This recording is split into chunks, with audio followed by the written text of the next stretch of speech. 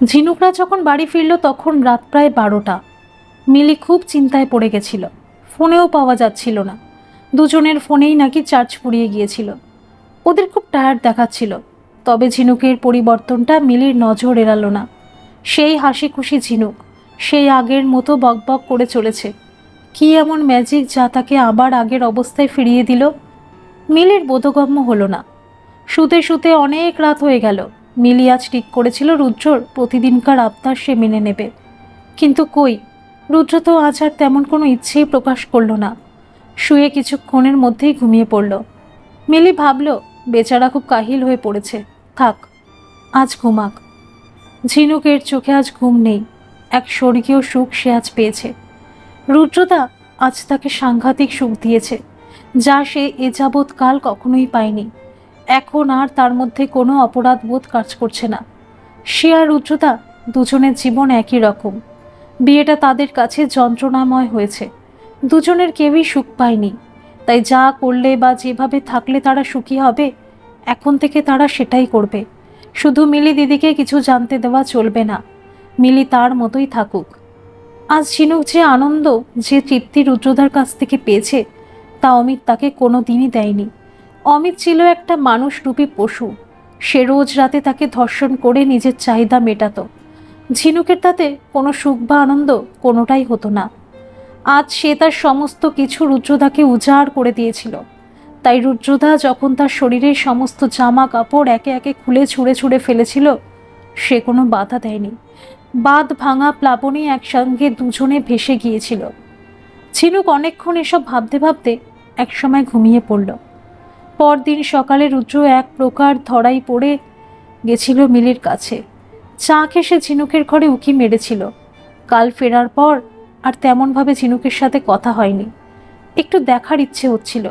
সে ভেবেছিল মিলির ওপর থেকে নামতে আরও কিছুটা সময় লাগবে। সে ভেজানো দরজাটা খুলে ভাবছিল ঝিনুকের ঘরে ঢুকবে কি না। ঝিনুক তখন আয়নার সামনে দাঁড়িয়ে কাপড় পরছিল। এমন সময় মিলি এসে তার পাশে দাঁড়িয়ে বলল, এ কি, তুমি ঝিনুকের ঘরে ঢুকছিলে কেন? মিলির কৌতূহলী প্রশ্নে সে আমতা আমতা করে বলল, আমার গেঞ্জিটা খুঁজে পাচ্ছি না। কথা কটা বলে দ্রুত সে ওখান থেকে এক প্রকার পালিয়ে যেতে যেতে বলল, আমার গেঞ্জিটা বের করে দাও। রুদ্রর এই আচরণ মিলির ভালো লাগলো না। সে কি তার বোনের শাড়ি জামা পরা দেখছিল? ছি ছি ছি, ঝিনুক জানলে কত বাজে হবে ব্যাপারটা। সময় যেতে লাগলো। রুদ্র আর ঝিনুকের ঘনিষ্ঠতা ক্রমশ বাড়তে লাগলো। আজকাল তারা অনেক রাত পর্যন্ত রিডিং রুমে কাটায়। একত্রে তারা মুভি দেখে। কখনো কখনো বিদেশি নীল ছবিও একসাথে দেখে। মিলি অঘরে ঘুমায়। সকালের আগে ওর ওঠার কোনো সম্ভাবনাই নেই। অনেক ক্ষেত্রে তারা রিডিং রুমের মধ্যেই আলিঙ্গনাবদ্ধ হয়, চুম্বনে লিপ্ত হয়। উত্তেজনা মাত্রা ছাড়ালে রুদ্র ঝিনুকে কোলে নিয়ে ঝিনুকের ঘরে চলে আসে। দিন দিন রুদ্রের চাহিদাটা এতটাই বেড়ে গেছে যে একটা রাতও ঝিনুককে না পেলে তার হয় না। এটা একটা নেশার মতো হয়ে গেছে তাদের কাছে। ঝিনুকেরও এক রাত রুদ্রর আদর না পেলে যেন ঘুম আসে না। দিন দিন তারা আরও বেশি বেপরোয়া ও সাহসী হয়ে উঠেছে। আগে তারা ঝিনুকের ঘরের দরজা বন্ধ করে দিত। এখন অনেক ক্ষেত্রেই দরজা খোলা থাকে, যেহেতু মিলির ওঠার কোনো সম্ভাবনা নেই। ঝিনুকের মধ্যে একটা পরিবর্তন লক্ষ্য করা যাচ্ছিল। সে ধীরে ধীরে রুদ্রর ওপর তার অধিকার কায়েম করতে শুরু করেছে। সে এখন আর কারোর সাথে রুদ্রকে ভাগ করতে চায় না, এমনকি তার দিদির সাথেও নয়। সে ভাবে রুদ্র শুধু একা তারই। রুদ্রকে নিয়ে বার কয়েক বাইরে থেকেও ঘুরে এসেছে। রুদ্র ও ঝিনুক দুজনেই মিলিকে মিথ্যে কথা বলে গেছে। রুদ্র বলেছে সে অফিসের কাছে যাচ্ছে। ঝিনুক বলেছে সে তার বাড়িতে যাচ্ছে উকিলের সাথে কেসের ব্যাপারে কথা বলতে। ওরা নিশ্চিত যে মিলি কিছুই বুঝতে পারেনি। এভাবেই বেশ কয়েক মাস কেটে গেছে। ঝিনুক এখন রুদ্রকে নিয়ে সংসার করতে চায়। দরকারে রুদ্র তার দিদিকে ডিভোর্স করলেও তার আপত্তি নেই। ঝিনুককে রুদ্র কিছু গয়নাও বানিয়ে দিয়েছে। অনেক শাড়ি চুড়িদারও কিনে দিয়েছে নিজের পয়সায়। মিলি এগুলো কিছুই জানে না। সে জানে তার বোন নতুন চাকরি পেয়ে এসব নিজের পয়সাই কিনছে। এর মধ্যেই ঘটনাটা ঘটে গেল। পরীক্ষা করে ধরা পড়ল যে ঝিনুক অন্তঃসত্ত্বা। তার খুব আনন্দ হলো। সে তার উচ্ছ্বাস ধরে রাখতে পারল না। রুদ্রকে বলে দিল, তাড়াতাড়ি আমায় বিয়ের ব্যবস্থা করো। রুদ্র বলল, অসম্ভব, তুমি এটাকে রেখো না, অ্যাবর্শন করে নাও। আমাদের আরেকটু সাবধান হওয়ার প্রয়োজন ছিল। এখন কিভাবে বিয়ে করব? তার আগে তুমি অমিতকে ডিভোর্স করো। মিলিকেও ডিভোর্স করতে হবে আমায়, যদিও মিলিকে ডিভোর্স করা আমার পক্ষে সম্ভব নয়। তার চেয়ে এই তো বেশ আছি। এইসব শুনে ঝিনুক প্রচণ্ড ঝগড়া করলো ওর সাথে। বলল, আমি কিছুতেই এটা নষ্ট করব না, এরপর আমারও দিদির মতো অবস্থা হবে। বেশ কদিন দুজনের কথাবার্তা বন্ধ রইল। শেষে রুদ্রকেই নরম হতে হলো। সে যে ঝিনুককে ছাড়া থাকতেই পারবে না। ঝিনুককে সে বলল, আমায় একটু সময় দাও, একটু চিন্তা করি, কিভাবে মিলির কাছে কথাটা পারবো তাই ভাবছি। ঝিনুক শান্ত হলো, বলল, ঠিক আছে, তবে ভাবনা চিন্তা করতে বছর ঘুরিয়ে দিও না। এর কদিন পরেই ঝিনুক মিলির কাছে ধরা পড়ে গেল। দিদির হাতে তার প্রেগন্যান্সির রিপোর্ট দেখে সে আঁতকে উঠেছিল। দিদির প্রশ্নবাণের সামনে সে সব কিছু স্বীকার করে নিল যে এ বাচ্চা রুদ্রর। এও বলল যে তারা একে অপরকে ভালোবাসে। মিলি এমন কঠিন বাস্তবের মুখোমুখি হয়েও ঝিনুকে কিছুই বলল না। নিঃশব্দে ঝিনুকের ঘর থেকে বেরিয়ে গেল। সকালে ঝিনুকের ঠেলাঠেলিতে রুদ্র ঘুম থেকে ধড় মরিয়ে উঠে পড়ল। এক নিঃশ্বাসে ঝিনুক যা বলল তার মোদ্দা কথা হলো যে মিলি বাড়িতে নেই। সারা বাড়ি সে তন্ন তন্ন করে খুঁজেছে। কাজের মাসি বলল যে সে যখন আসে তখন বাড়ির মেন দরজা হাট করে খোলা ছিল। সেও বড় দিদিমণি মানে মিলিকে আজকে দেখতে পায়নি। প্রতিদিন মিলি ভোরে ঘুম থেকে উঠে বাড়ির মেন দরজা খুলে রাখে। কাজের মাসেও তার একটু পরেই আসে। আজ কোথায় গেল মিলি? রুদ্র লাফ দিয়ে বিছানা থেকে নেমে সারা বাড়িতে মিলিকে খুঁজতে লাগলো। না, কোথাও নেই। রিডিং রুমের টেবিলের উপর ওটা কি ভাঁজ করা। রুদ্র নজরে পড়তে সে এগিয়ে গিয়ে কাগজটা তুলল। আরে, এটা তো মিলিরই চিঠি। ঝিনুক তার পাশে এসে দাঁড়িয়েছে। রুদ্র চিঠিটা পড়তে লাগলো। রুদ্র, এই চিঠিটা পেয়ে আশা করি তুমি ভীষণই খুশি হবে। এটা আমার থেকে তোমার মুক্তি পাবার ছাড়পত্র। তোমায় আমি মুক্ত করে দিলাম। তোমার সাথে আর কোনো রকম বন্ধন আমার রইল না। তুমিও আমি দুজনই এখন স্বাধীন। আইনি ব্যাপারগুলো তুমি দেখে নিও। আইন মোতাবেক যা যা করার তুমি করো। আমার দিক থেকে তার জন্য যা করতে হবে তা আমি করে দেব। তোমার কাছ থেকে আমার কিছু চাই না। সম্পর্কটাই যখন বাঁচল না তখন ওসব নিয়ে আমি কি করব। বরং ওগুলো তোমার নতুন সংসারে কাজে লাগবে। আমার কিছু কাপড় জামা ছাড়া তোমার সংসারের একটা কানা করিও নিইনি। ভাবছো আমি কোথায় যাচ্ছি? বেশি ভেবো না। একটাই পেট আমার, কোনো ভয় নেই, ঠিক চলে যাবে। আশা করি তুমি আমার কোনো খোঁজ নিতে গিয়ে আমায় বিরক্ত করবে না। তার চেয়ে অনেক দরকারি কাজ তোমার আছে, সেগুলো করে নিও তাড়াতাড়ি। আমার শুভেচ্ছা রইল তোমাদের প্রতি। শুভেচ্ছা রইল তোমাদের নতুন করে শুরু হতে যাওয়া সাংসারিক জীবনের প্রতি। তুমি ঝিনুককে নিয়ে নতুন সংসার পাতো। খুব সুখী হবে তোমরা। দেখো, ঝিনুক খুব ভালো মেয়ে। আমার বোন বলে বলছি না, সত্যিও ভীষণ ভীষণ ভালো। ও তোমার সন্তানের মা হতে চলছে। গতকালই আমি তা জানতে পারলাম। আমার কারণে তুমি বাবা হতে পারোনি। ঝিনুক তোমার অপূর্ণ ইচ্ছেটা পূরণ করবে। হ্যাঁ, ভালো কথা, ওর খুব যত্ন নেবে। এই সময়টায় ওর যত্ন নেওয়া খুবই দরকার। পারলে ওকে বলো স্কুলের চাকরিটা ছেড়ে দিতে। তুমি যা রোজগার করো তাতে ঝিনুক চাকরি ছেড়ে দিলেও কোনো অসুবিধা হবার কথা নয়। ভাবছো ওর মা হবার কথাটা আমি কিভাবে জানলাম? ঘর গোছাতে গিয়ে ওর মেডিকেল রিপোর্টটা আমি দেখি। সন্দেহ আমার আগেই ছিল, কিন্তু এভাবে হঠাৎ করে এমন কঠিন বাস্তবের মুখোমুখি হব তা আমার ধারণার বাইরে ছিল। ঝিনুককে চেপে ধরতেই ও সব স্বীকার করলো। আমার বোন তো খুব নরম স্বভাবের। দিদির কাছে সত্যকে বেশিক্ষণ লুকিয়ে রাখতে পারল না। যাক, আশা করি এ নিয়ে তুমি ওকে কিছু বলবে না। অমিতের সাথে যে মামলাটা চলছে তা মিউচুয়ালি মিটিয়ে নিতে বলো। অমিত তো ওটাই চাইছিল, তাই ওটা পেতে ঝিনুকের কোনো অসুবিধে হবে না। আমার ঠিকানাটা তোমায় আমি জানিয়ে দেব। তুমি ডিভোর্সের কাগজপত্র পাঠিয়ে দিও, আমি সই করে দেব। ডিভোর্স হয়ে গেলে তোমাদের আর বিয়ে করতে কোনো সমস্যা হবে না। আমার ঠিকানা পেয়ে আমার সাথে দেখা করতে এসো না। এ জীবনে তুমি আমার দেখা কোনোদিনই পাবে না, তাই বৃথা চেষ্টা করো না।